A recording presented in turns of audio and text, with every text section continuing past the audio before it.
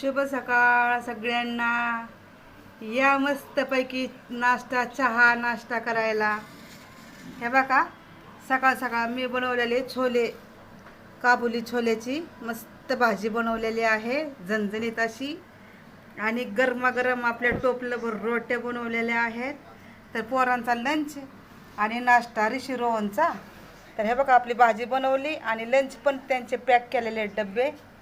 हां, त्यांचे डबे पण पॅक केले. आणि हे बघा, मस्तपैकी मंदिरचं पण झालेलं आहे बघा. आणि हे बघा, जेवणाला आज आहे छोले आणि रोटी.